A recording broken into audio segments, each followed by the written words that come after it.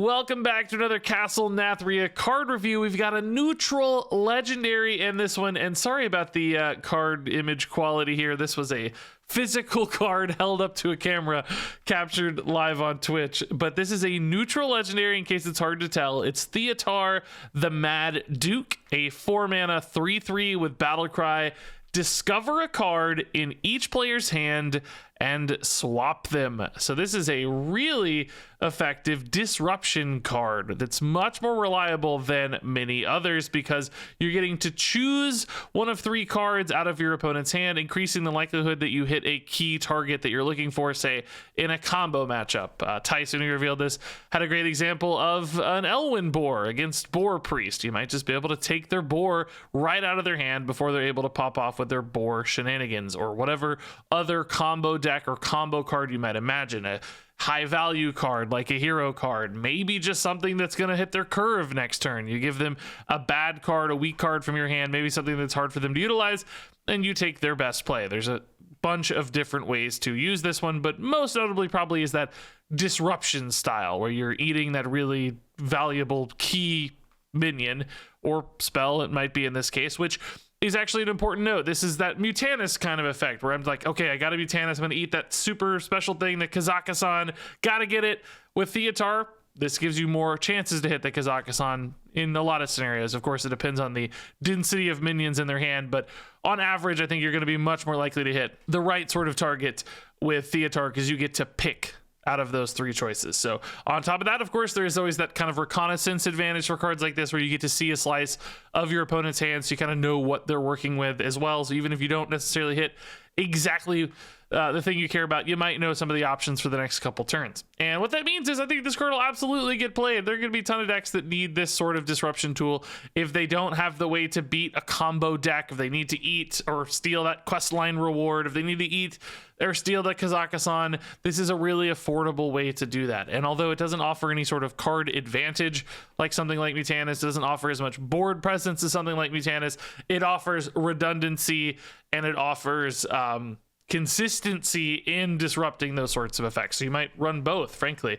Would be totally fine, especially with like Renathal decks, for instance. You know, you need 40 cards. Theatar is definitely going to be the kind of card that I think makes the cut.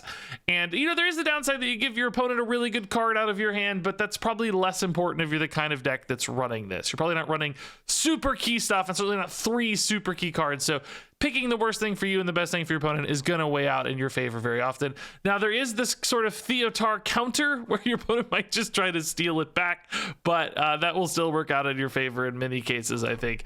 And they would have to maybe compromise more if it was used as a reactionary Theatar as opposed to a setup Theatar, because combo decks, for instance, won't really want to run a Theatar. They won't want to give up that card draw slot or the combo slot for a card like this, whereas slower, more value-driven decks, control decks, might be willing to do that. So anyway, Theatar looks pretty dang good to me. I think a lot of decks are going to be able to run this card. And then we've also got the Ashen Elemental here, a new neutral card. I would say this is kind of a tech card, but also maybe a little bit of a combo card. It's a 3-mana 2/4 elemental with Battlecry. Whenever your opponent draws a card next turn, they take 2 damage. So you plop down the Ashen Elemental, even just on its own. You hit the end turn button, your opponent draws a card, and they take 2 damage. In a vast majority of cases, this is just a 2/4, deal 2 to the enemy hero.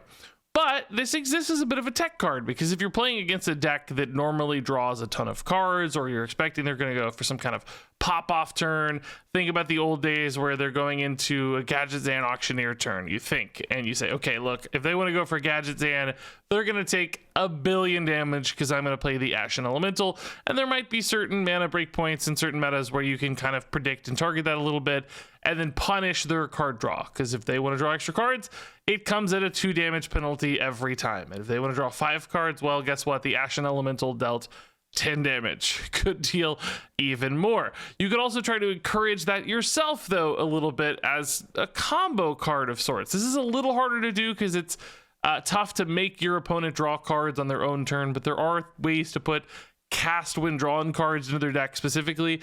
In standard format right now, that's like Curse of Agony. If you shuffle a bunch of Curse of Agonies into their deck and then Ashen Elemental, you might be able to create a chain where the Curse of Agonies draw multiple cards because each one is cast when drawn, and for each one they draw another card. And then, of course, the curses are doing damage on top of the Ashen Elemental doing damage.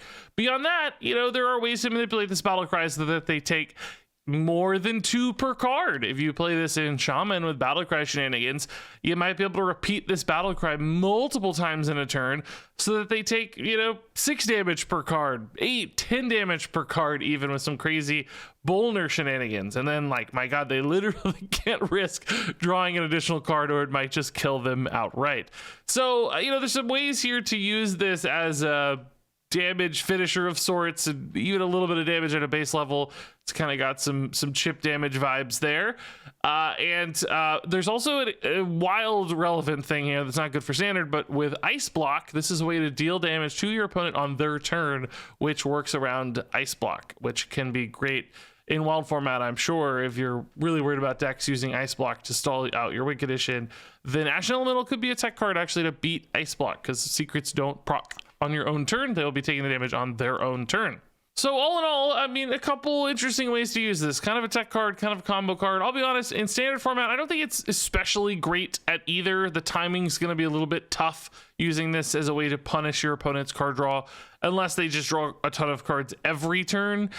And that means that, how many decks in the meta are actually going to do that? Will most decks be able to play around Ashen Elementals, even a couple Ashen Elementals, probably fairly effectively? That means on average, you're just not going to have a great payoff here for the Ashen Elemental. I don't think 2 damage, maybe even 4 damage is going to be worth it compared to other cards that might just be more board impactful, more threatening in their own right.